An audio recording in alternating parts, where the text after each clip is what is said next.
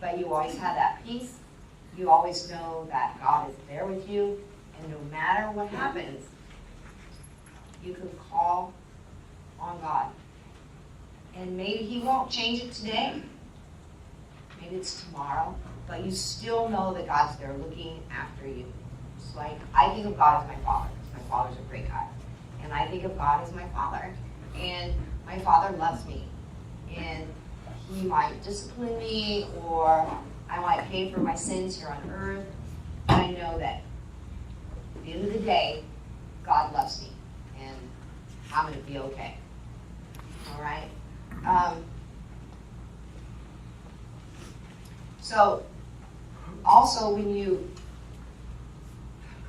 when you're converted and you are reborn, you are now dead to the law. That would be the Old Testament and the rules and those Old Covenant. We're a New Covenant. I can't think of, slaughtering cattle. What is that called? Sacrifice. We don't have to do sacrifices anymore. Thank you so much. So it's a New Covenant, and it's based on Jesus Christ. Okay?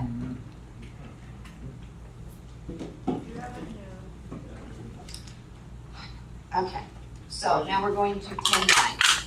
Hello? Yes? Oh, yes. Yeah, God actually still wants us to sacrifice, but the sacrifice that He wants from us is a sacrifice of sins. Yes. See, that's what He wants us to put on the altar. He wants us to put away the old body. Die to your old self. Die to your old self and become a new. And once you've done that, that's it. Thank you, Shadi. I have too many post-its. You think that I wouldn't cover up what I was going to say. 10:9. Now this is going to tell you how you can bridge that gap between you and God. If you confess with your mouth Jesus is Lord and believe in your heart that God raised Him from the dead, you will be saved. 10:9 for all. 10:9. 10:9. 10:9. 10-9. 10:9. Talk to somebody, can you 10-9 your traffic? I didn't get that. That's a powerful verse. Oh yeah, I'm sorry. No, that is quite all right. So, in other words, you can't just go, oh God, save me, I believe in Jesus Christ. Okay, that's just talking. It has to be in here. God knows it's in here. And then you confess with your mouth. Normally, we get baptized with, it's just a statement to your friends, to your church, to your family, that I have been reborn. Okay? And it's really as easy as that. Just, it's in your heart. You pray to God and you tell God, I believe in Jesus. I believe in your sons. It's pretty darn simple. God made it simple because He knew we couldn't make it with the law. We couldn't not sin because we still sin. I said a really bad word the other day and shocked somebody really badly at work. It was bad.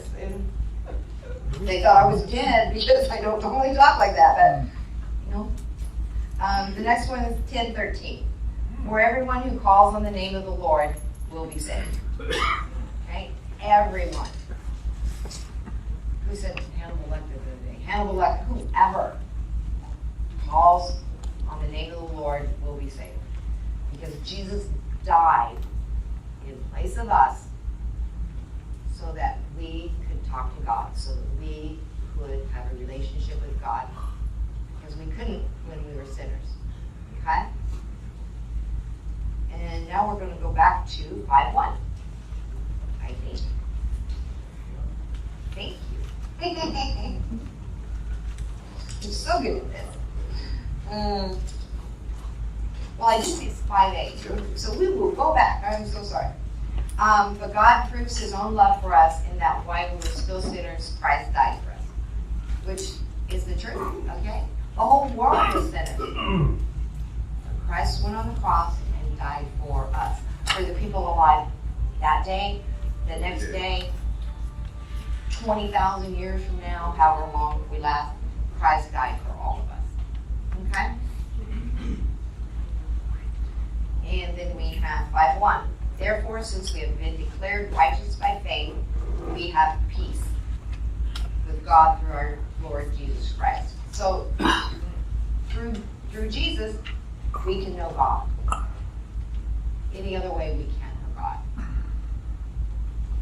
all sin, no matter how good we are, no matter how hard we try.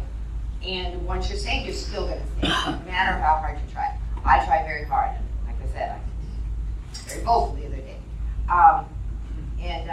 It just happens. You don't want to, but it will happen. But it's okay. We are to become like Jesus, not be Jesus. We can't be, okay? And at the end of the day, do you love God? Do you love Jesus? Will you sacrifice your life for Him? And it's very easy. He created us. Jesus died for us. And all we have to say is, I believe Jesus Christ is the Son of God and that He died for our sins. And that's all you have to do. Any questions? Well, you guys just don't help me. And I serve you food. Adrian. I don't have a question, but I do have a comment. I love what you're saying. Like, it's so beautiful because I feel like the same way. You know, like, I was just telling Pastor Randy the other day, if somebody came and had a gun to my head and told me to deny Jesus Christ, I'm like, God. I'm ready to die, you know? And like I said, I feel it's beautiful what you said because it's like, He's Jesus Christ, you know? He died for you. It's that love and compassion. But that's all I'm thinking. Well, because why? If the gun to your head, you know where you're going. Exactly. Right. I know where I'm going, so I'm like, I'm okay. Exactly. It's like, I am okay. I have a comment. Yes. We got into this whole thing because I don't qualify for none of these religions. It's funny, me and my wife, she's just looking over her verses right now. When we got saved, we went over these verses. They were already highlighted from 2012 in my phone. From 6 years ago when we accepted Christ. And I'm thinking back now, because now it makes sense, but back then it was all kind of new. It didn't really, right? I did not, well, a little enough. It made sense enough because we didn't qualify. We looked at every religion and nothing. We ate the wrong stuff or we did the wrong stuff, thought the wrong stuff. Religion is almost impossible, right? To get it right every day. And then here comes this, what you just said. Saying it's not about all that stuff. It's just Christ did it all. And I'm like, what? I'm like, doesn't that mean everybody qualifies? Yeah, everybody. Everybody qualifies. So we are here today literally because we finally found something that we qualify for. Because we don't qualify. Yes, dear. Okay. Let me just say, I come to this church and like I volunteered one day for Fall Festival and I have a good feeling and everything. I'm out on the streets, but I'm still struggling to coordinate the two, you might say, because when I feel really good here or whatever, but then when I'm back out on the streets, I'm back into all the cursing, all this, that, you know what I mean? And it's just trying to get both of them together, because I haven't figured out how to make that transformation. In my opinion, because you don't have to figure it out. yeah, God will figure it out. yeah. And there's a reason for everything that He does. It's to teach you, to get you ready for later, to whatever God's reasons are. He has a reason for that. And you don't have to figure it out. Ask God to figure it out. Ask God to talk to you. Ask God to walk with you. And He will figure it out. And it's true. Not just talk about it. He will figure it out for you. Okay? Because there is a reason for everything He does. The reason could be maybe one person that you see for 10 minutes while you're out on the street, but you might make a difference in that person's life. And you don't know. I'm coming in there. Yes. I feel like every church has people that's struggling, but I think that God, and I'm just a little biased because it's our church, I think He's preparing us for greatness. Like, I just feel like our church is being prepared for something great that maybe no other church can do. I feel confident that anybody leaving this church can go out and show love to somebody that other people can't. I say that because I've seen it. I've come out of church, and there'll be some dude across the street who comes over with a little sign that says, I need some money. And the same people that were giving money to the congregation, they won't even look at it, right? They won't even look his direction. And I'm like, I know my church would never, like, we would know him by name. I'd be like, hey, that's Larry, But it's crazy because I'm like, doesn't he deserve love too? You know what? I've noticed that to get out here. We help each other more than anybody else does. That's what I'm saying. And maybe it's our church. Maybe it sucks that you got to go back out there. But who's going to represent God out there? Like, if you leave it to the church people, they're never going to. It's sad, but they're not going to do it. And I think our church, maybe that's our role. That's our lane, is to find those ones that Jesus would have found and show them how much he loves them. And then to feed them, too. Make sure they eat. Maddie? So, to his original comment, Yes. You said it is a struggle for you every single day when you go back out. God already worked with you the moment you walked into this church. That's a step that he is talking to you to tell you, this is my plan. You come to church, he's going to have great things for you. You hear the word. I see you every week. And so far, that is a step to success. That is a step. That is God talking with you right there. And he's not done with you. He's not done with all of us. He all has a plan for all of us. And you're just part of the plan. That's right. And you know, like, just listening right now, I'm not talking bad about anybody. I'm just making this general statement. You turn around and look at everybody in here. How many churches you could walk into, and like I said, I'm not talking bad about anybody because I'm in the same situation, that you can walk into and see the kind of people we are, not being looked at funny or, you know, getting that evil eye or anything like that. Our chef wears a green shirt every week, and no one has said, he's the finest chef I've ever met in my life. But no one's asked Pastor why he's Randy fraud. just said that. But I'm just saying, we call him fraud. No one's asked why we call him fraud. That's how awesome our church is. They don't even care. They don't even care why we call him fraud. I said a month or so ago that you are my hero, that I couldn't do what you do day in and day out and survive and smile and thank me when you come up there to get food. And just, I can do it. And you are my hero. Not Superman on the big screen, but you guys, because you're here every week. It takes a strong mind to survive this. Yes, I can If do you got it. a weak mind, you're just going to give up. You're not You gonna can't give up. I couldn't do it. Yeah, I just want to say too that, and not to like, put anybody down or anything like that, but I was into a church for 4 years, and I tried so hard to fit in, and no matter what I did, I mean, I didn't feel loved, really. I mean, I didn't feel, I've experienced horrible things from people that are supposed to be Yes. a Yeah. godly, facility, and then I come here, and to be honest, I don't really know anybody. I'm starting to learn people's names, but you know what? I feel the love. I see that, and experience and feel that, and I don't know what God's plan is for me long term, but right now, I feel He's telling me this is where I need to be. And actually, He was probably telling me that months and months ago when I did do the class, and for some reason, because I got to get up early in the morning, I was like, no, I can't do it, but here I am. So, I mean, yeah, I think this church is destined for some great things. And all of you here, God has a plan for each and every one of you. And even though you're struggling every day on that street, and I can't say I know what you're going through because I don't, everybody's different. But I believe that, like what Maddie said to you, you're here, you're coming every week, and that's a step in the right direction. And just ask God to help you each day that you're out there, and know that we're all going to be praying for you. Each moment. And it's not forever. Right. It ain't forever. Right. It's only for a season. Yep. Don't grow discouraged because you don't see immediate results. Right. God's So then working. you guys hit like The the fact that lottery. you're coming back. I'm just saying, one of y'all coming to some money, don't be like, oh, I don't know that nurse. I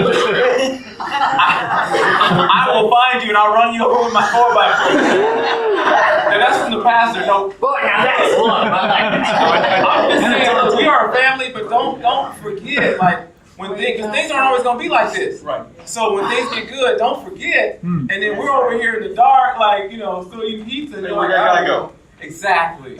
Try to remember, you know what I If mean? you win the lottery, buy something besides pizza. Dude, and there you go. There you go. That Some lottery, lasagna or real something, trip. I don't mean real trip, but you know what I mean. Yeah, exactly. Exactly. Amen.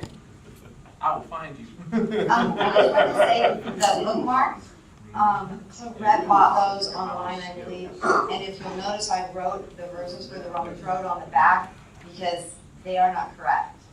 The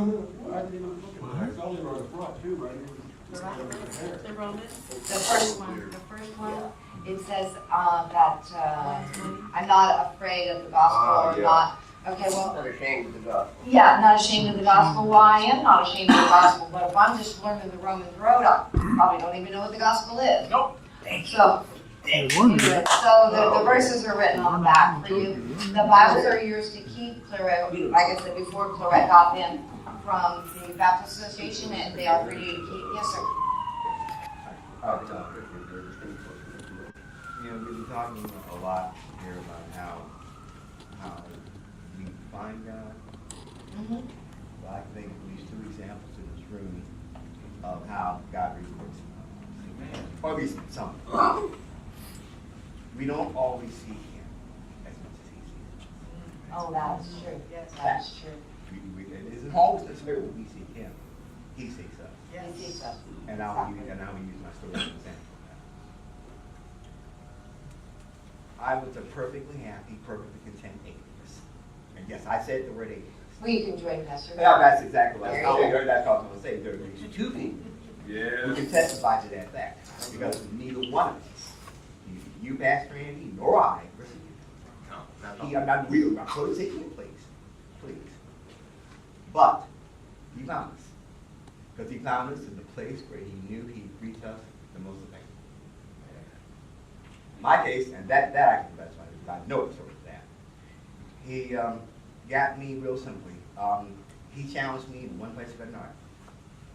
Because I didn't have to him with these ears or these hands. And I made a point to not listen to these. He got me in one place and another. He got me in my it's down here hard sometimes if you have to mind it. And he did that through a 6-month course. Where by the time he was done with me, I honestly thought I was going crazy. I thought I was actually losing my sanity. Until one night, I'm in college and studying for a test, and I can't do that. My head's too hard. Both of them looked at it. I'm done with it. And then sat there and see it cry like a baby for about 5 minutes. I was crazy. I thought I was going. And I don't know where this came from. Some spark inside me just went off and just said, wait a minute. Hold. I am not crazy. I am not losing my mind. I'm not. There's some way more I'm doing this. I did not do this to me. Beg pretty obvious question. If I wasn't doing that to me, not what was, who was. Because it was too neat and too well structured for this to have been some accident. This wasn't some figure of my imagination here. This was happening. We're talking about in 6 months going from you don't exist, get out of my face to okay, I didn't do this to me, so somebody did, and there's no point in me sitting there pretending I don't know what it is. We met that night. I always like to refer to that as the night he and I met. Well, not that he created me. I already existed to him, but it was the first time in my life that he existed to me. He wasn't a word, he wasn't a set of words, he wasn't a figure in somebody's imagination, he wasn't a frightful weeping. He was an actual existing God. That was all 37 and a half years ago. It's been a long, and I'm still treading it every day, and boy, I still make mistakes. And it's amazing things I still learn 37 and a half years after having gotten on already. I mean, it's not like just yesterday, we're about a lifetime. And I'm still learning those things. But he never gives up on us. Never gives up. He loves us. Yeah, it's not too much us seeking him as much as he's seeking us. He's seeking us. Wait a minute, I see another hand back there. Go ahead, while she's looking. Oh, that's it. I want to say, God gave me a mission, and I know what I'm supposed to do, and I know what I'm supposed to say right now. I'm not sure, but I'm going to say this, but a lot of people are inspired. A lot of people are in the Bible, they call it the youth.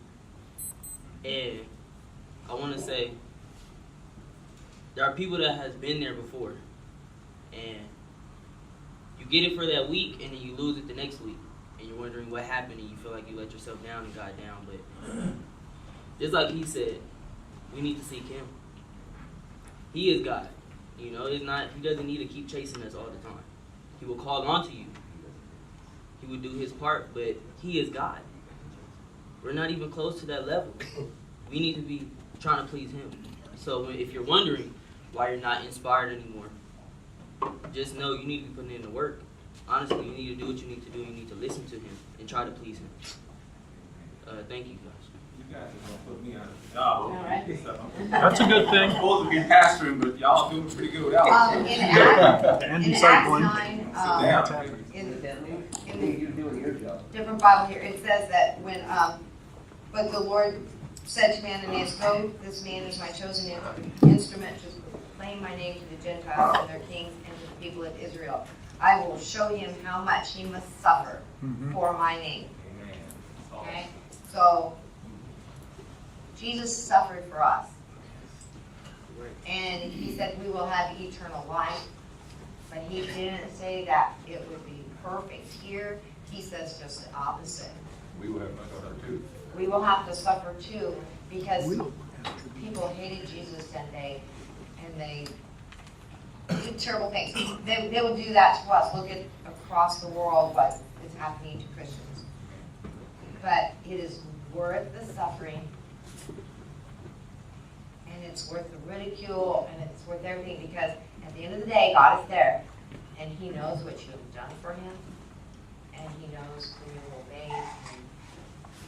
God knows. And we're not here to please. I mean, it's very nice to please you and so on and so forth, but we're here to please God. That's the bottom line. Okay? Shiloh? Yeah, I just wanted to say something to sort of Pastor Randy. He talks about, he's supposed to be the pastor, but everybody else is pastor. I won't have a job. And Hey, you look great. he's doing exactly what Christ did. Because when Christ came, he took disciples to himself. Once they understood, he sent them out 2 by 2. And that's what we all need to do. I'd like to read here the charge that was given to Timothy, because through this charge that the Apostle Paul gave to Timothy, that charge is also given to us. He says, I charge you in the presence of God and of Jesus Christ, who is to judge the living and the dead, and by his appearance in his kingdom, preach the word. Be ready in season and out of season. See, right now we're in season because the in season is where we come to church. But when we're out of season, we're going outside. See, everybody there, we're in season. In other words, we're in harmony with what we're trying to do with the Lord, but everybody else is out of season with the Lord. Like season, fruit.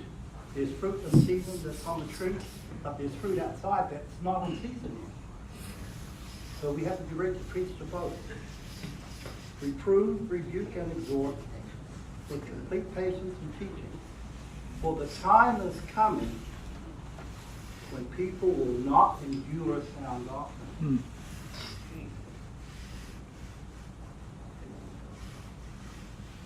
But have itching ears.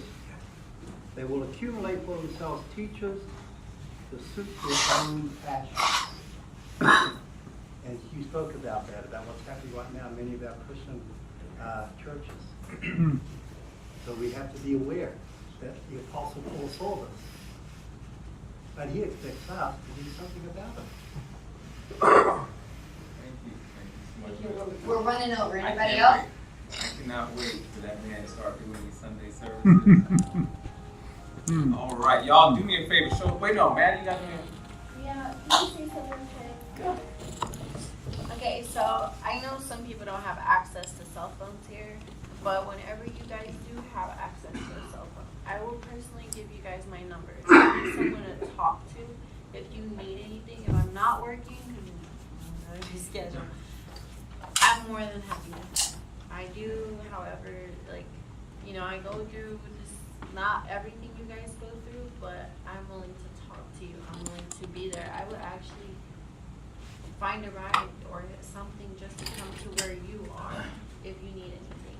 Just let me know, and at the end of service today, you guys can take down my number in the book or anywhere you guys would like, okay? Amen. Y'all show some love for Deacon. That was amazing. Without Florette. So Florette, we love you. I hope you get a chance to watch this on YouTube. Yeah. 8 subscribers now, so. I don't feel like crying or growing up, so. I got some announcements for y'all that we're gonna get you guys out of here. First, what he said about sending people out. Yeah, we you guys can go out, but not yet. There's still some stuff we got to do. Like, you already know I told you I picked this because it was the only thing I qualified for, and I just got tired of eating by myself. So that's so selfish. You can say my pastor's selfish. I just want somebody to eat with. So as long as somebody comes to eat with me, I'll always be here. Second, we have an event coming up on Tuesday, right? Fall Festival, right here at Life Change Ministry from 6 to 8:30. They said if anybody can show up at 5 o'clock to help them set up, it's going to be live, man. It's going to be a bunch of kids. I told them I'll just tell everybody, so if you guys are around this church, Tuesday night from 5 o'clock to 8:30, we're going to have a talent show that night, Fall Festival food, the whole nine. So I'm coming right after work. I hope some of y'all can come check it out. Go. Also, the pantry, they're trying to bring it back because you know it's been shut down for some time. Lakeisha says all she needs is 3 or 4 people. She says she can even use 2 to help her fill bags on Monday. So anybody that can help her, she said 9 a.m., if you can come help her fill the food bags on Monday, yes, you'll get a food bag, so you don't have to worry about food. But that we can bring the pantry back. She has an idea for mobile pantry. Mobile pantry's coming, you guys. It's going to be awesome. So if y'all are, that sounds like something you can do, Monday from 9 o'clock, I think she gets done at 11, to help her fill these bags, please go up to her and just say, "Awoo." Say, "Pastor Randy sent me to help fill bags." And it'll be every Monday at 9 o'clock, all right? So whoever can do that, that would bring the pantry bags. God, what else do we got? There's so much going on, man. 4 p.m. next week? What happened? 4 p.m. next week? Yes, we're changing the Sunday time for the next 2 months to 4 p.m. If you can't make it here by 4 p.m., I know Lee can't, you don't get off till 5, right? I know Joel don't get off till 5. I know a lot of y'all can't make it. Fridays are no longer just Bible studies. We're getting full sermons on Fridays starting this Friday, right? So that means I'm either going to preach on Friday because I'm getting anxious. It'll be Friday or Sunday. I think I'm Gary going has on Friday. Friday. Gary has Friday, so he's got Friday, so I'm getting Sunday though. Put me back in the game, coach. I'm thirsty. I got a word for y'all this coming Sunday. So 4 o'clock if you can make it. If not, come Friday at 6, because that will never change. Go ahead. So that's not the only time that's changing. Wristwatch time is also changing. Oh my gosh, that's right. Fall back an hour. On that day, November 4th, the actual time falls back. Yeah. So we lose an hour or we gain an hour? No, you gained an hour. So we gain an hour. I mean, y'all might show up early anyway, because you might think you're late if you're right on time. 4 o'clock every Sunday, 6 o'clock every Friday for the next 2 months, and then January we'll go back to normal. But you're coming Friday. If you can't make it 6 o'clock on Sunday, you get the full service. That being said, I love you guys, and I am not satisfied. I am not. I won't be satisfied until there's nobody here and everybody's moved on. If I can get one person to stay behind and eat with me, I'm happy. All right? God bless you guys. Oh, we're taking an offering. She's not here, but Sherry Grant's birthday was today, so we just gonna sing for her anyway. How about that? 1, 2, 3. Happy birthday to you. Happy birthday to you. Happy birthday, dear Sherry. Happy